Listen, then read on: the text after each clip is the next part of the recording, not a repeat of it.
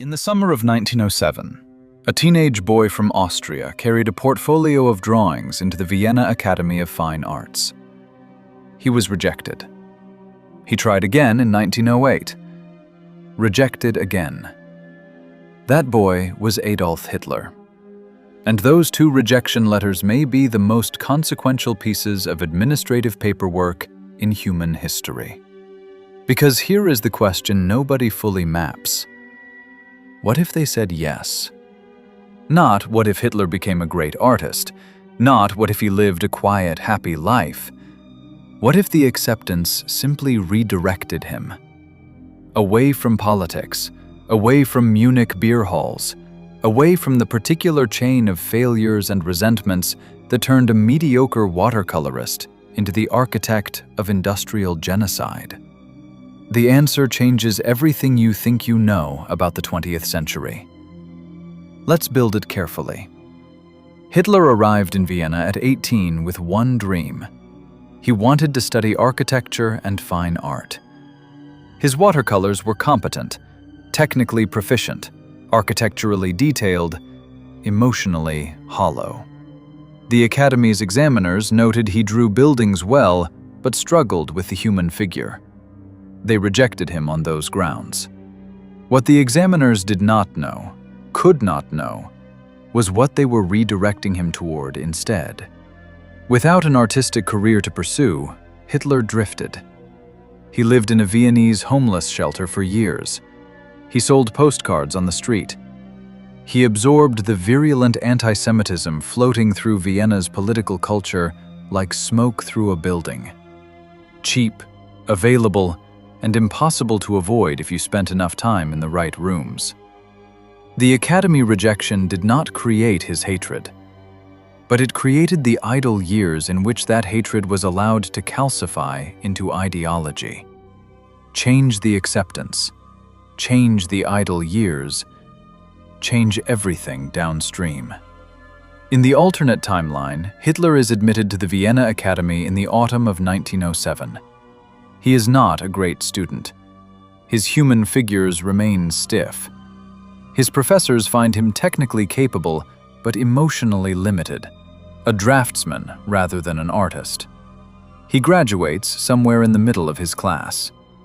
He spends the First World War doing what many Viennese artists did: illustration work, architectural sketching, propaganda posters for the Austro-Hungarian war effort. He is useful, employed, occupied. He does not end up in Munich. He does not attend a single meeting of a tiny nationalist party that will later be renamed the National Socialist German Workers' Party.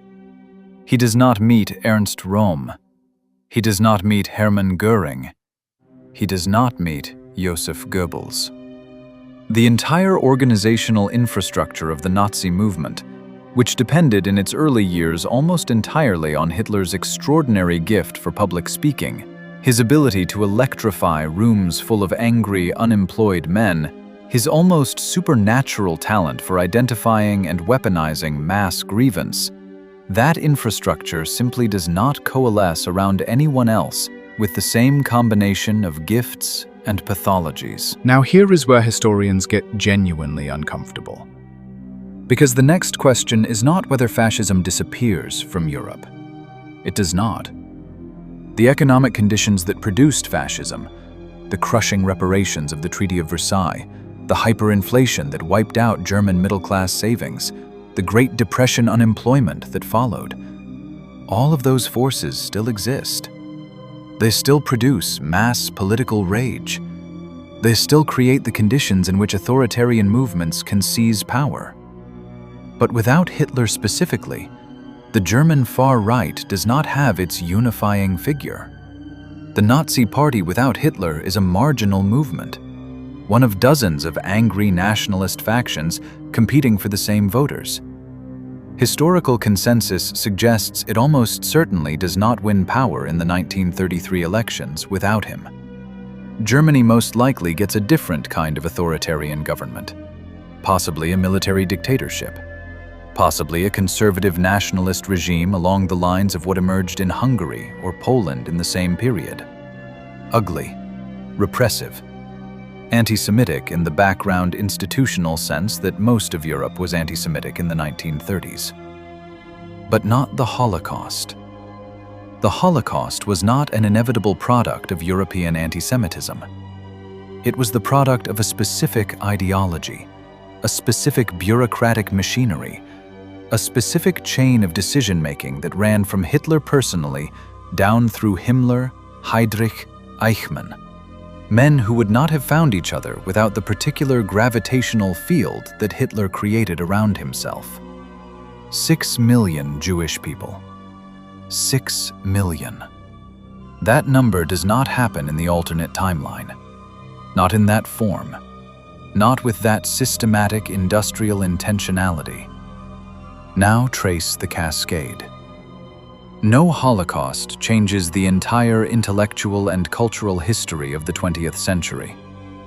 The Jewish academics, scientists, artists, and thinkers who fled Europe in the 1930s and 1940s, Albert Einstein, Hannah Arendt, Billy Wilder, dozens of the Manhattan Project's key scientists, they do not flee.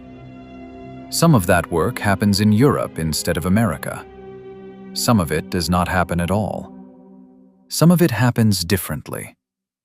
The atomic bomb is the most explosive question in this cascade. The Manhattan Project was driven significantly by European Jewish refugee scientists who fled Nazi persecution specifically. Leo Szilard, Edward Teller, Enrico Fermi, who fled fascist Italy rather than Nazi Germany, though the two were deeply connected. Without the specific pressure of Nazi persecution, it is genuinely unclear whether the bomb gets built by 1945, whether it gets built at all in that form, whether it gets dropped on Japan. The entire nuclear age may look different. The Second World War itself may not happen, or may happen in a radically different form. Japan almost certainly still pursues its Pacific expansion. That conflict probably still occurs. But the European theater, which killed somewhere between 70 and 85 million people, that specific catastrophe is contingent on German territorial aggression, that is contingent on Nazi ideology, that is contingent on one man's political ambition. Without Hitler, there is probably still European tension. There is probably still conflict.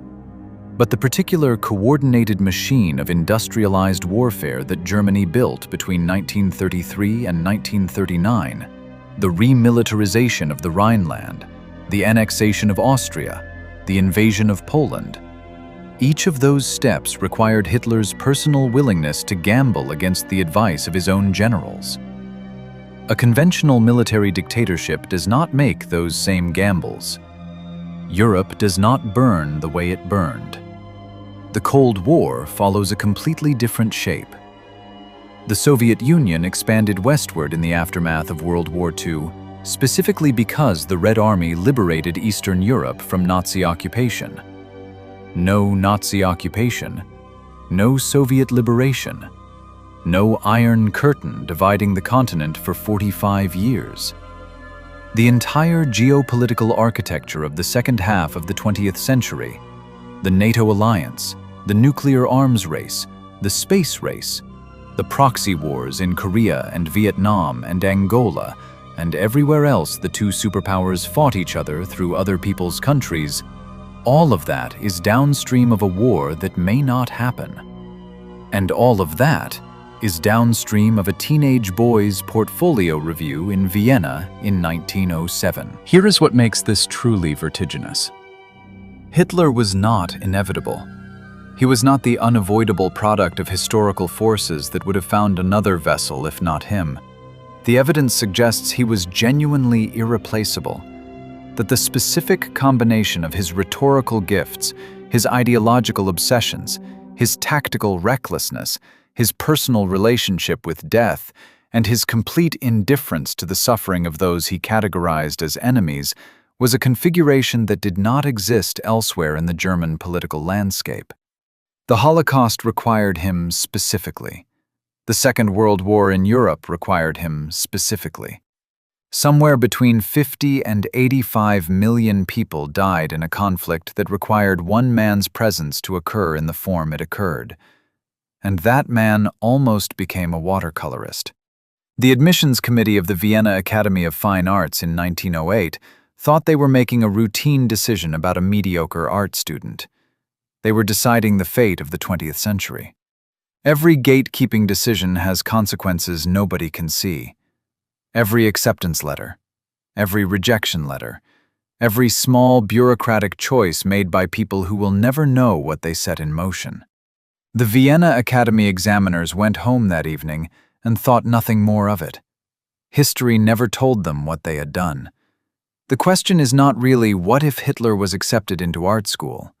The question is, which decisions are we making right now, today, with no idea what they are setting in motion? Which student are we turning away? Which idea are we not funding?